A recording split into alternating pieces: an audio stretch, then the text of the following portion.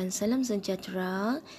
Kita sambung lagi bab 7, keelektrikan dan kemagnetan, bahagian 7.3, elektromagnet, sains tingkatan 2 KSSM. Okey. Magnet terbahagi kepada dua, ya, iaitu magnet kekal dan elektromagnet, iaitu magnet sementara, ya. Okey, anda telah mempelajari arus elektrik di bahagian 7.1. Adakah anda tahu bahawa arus elektrik juga mempunyai kesan magnet? Elektromagnet ialah sejenis magnet yang mempunyai kesan magnet untuk sementara waktu apabila arus elektrik dialirkan melaluinya. Loceng elektrik ialah contoh alat yang menggunakan elektromagnet.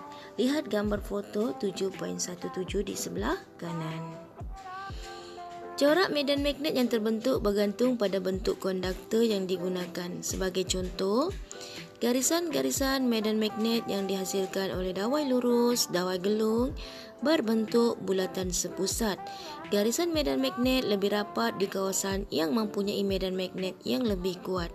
Kekuatan medan magnet berkurang apabila menjauhi pusat konduktor. Corak medan magnet yang terhasil tidak dipengaruhi oleh arah aliran arus yang melalui konduktor. Arah medan magnet boleh ditentukan melalui arah arus elektrik. Petua genggaman tangan kanan dapat menentukan arah medan magnet pada dawai lurus yang membawa arus. Lihat Raja 7.19. Terdapat 3 jenis konduktor. Lihat Raja 7.20. Corak dan arah medan magnet yang dihasilkan oleh konduktor yang membawa arus. Okey, dawai lurus, gegelung dawai dan solenoid. Corak medan magnet pada dawai lurus. Okey. Jika arus itu ke atas, maka kita boleh menggunakan petua genggaman tangan kanan dengan meletakkan ibu jari kita itu ke atas, ya. Genggam tangan kanan dengan ibu jari kita menunjuk ke atas menandakan arah arus. Jari-jari yang tergenggam, yang 4 jari lagi tu menunjukkan arah medan magnet. Okey. Bila arus itu ke bawah, ya, dawai lurus, ya, bila arus itu ke bawah, kita terbalikkan tangan kita, ya. Kita letakkan ibu jari kita ke bawah, ya. Genggam tangan kanan dengan ibu jari kita menunjuk ke bawah menandakan arah arus. Jari-jari kita yang tergenggam, yang 4 jari kita lagi ni menunjukkan arah medan magnetnya. Bila ibu jari kita ke bawah, ya, arah arus ke bawah, ya. Okey, kita arah medan magnet adalah ikut jam. Kita tengok balik yang tadi, bila arah arus ke atas, ya, kita punya tangan kanan kita, kita punya jari-jari kita itu, yang 4 jari itu, yang menunjukkan arah medan adalah arah medan magnet itu melawan arah jam. Corak medan magnet pada gegelung dawai pula. Okey, ada 2 di sini arah arus, satu arus ke atas dan satu arus ke bawah. Sama juga petua genggaman tangan kanan yang kita gunakan, iaitu kalau arah arus ke atas, ibu jari kita haruslah menunjuk ke atas dan jari-jari kita yang kita genggam, ya, kita genggam, 4 jari kita tu menunjukkan arah medan magnet. Okey, genggam tangan kanan dengan ibu jari kita menunjuk ke atas menandakan arah arus ke atas. Jari-jari yang tergenggam menunjukkan arah medan magnet. So, arah medan magnetnya adalah lawan arah jam. Okey, bila arus ke bawah, genggam tangan kanan kita dengan ibu jari kita menunjuk ke bawah.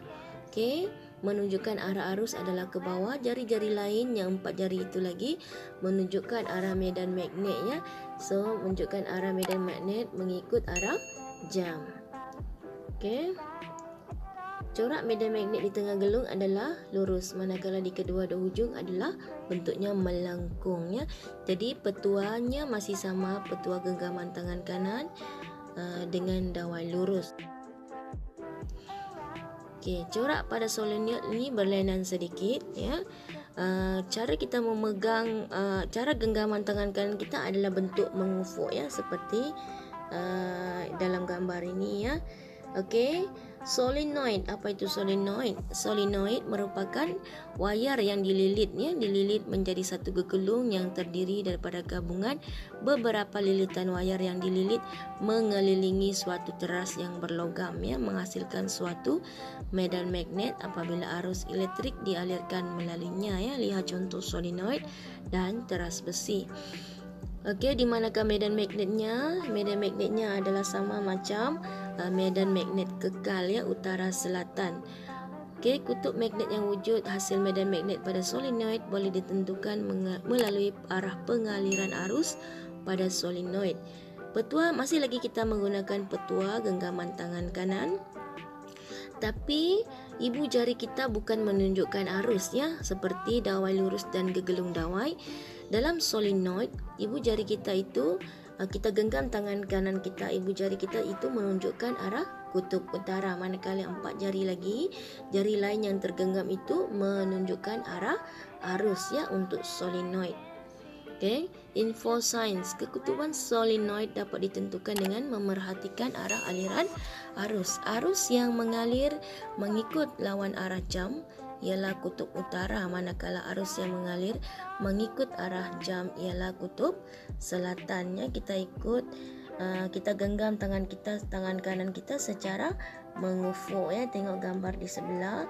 Okey, ibu jari kita kalau dia ke kiri maknanya itu adalah utara seperti contoh gambar di bawah Tengok arah arus dan tengok genggaman tangan kanan kita. Jari kita yang 4 itu menunjukkan arah arus ke atas arus ke atas.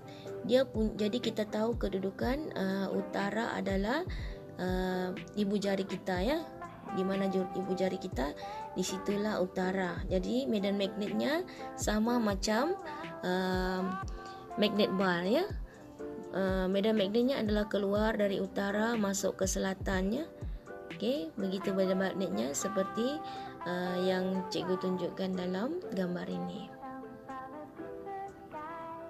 Okey, solenoid. Okey, bila ada bateri arus akan dialihkan dari positif ke lilitan. Okey, bentuk solenoidnya adalah, bentuk arusnya adalah genggam tangan kanan kita tahu utara di sebelah kiri 4 jari menunjukkan arah arus, ibu jari lagi menunjukkan kutub utara. Aplikasi magnet dan elektromagnet dalam kehidupan harian. Contohnya jarum kompas menggunakan magnet untuk menunjukkan arah kutub. Kad kredit dan kad debit mempunyai jalur elektromagnet yang menyimpan maklumat. Kunci bermagnet pada pintu menggunakan elektromagnet untuk mengunci pintu secara automatik. Terima kasih. Harap belajar-belajar faham penerangan cikgu. Jangan lupa bantu dengan tekan like, share, komen dan subscribe. Terima kasih.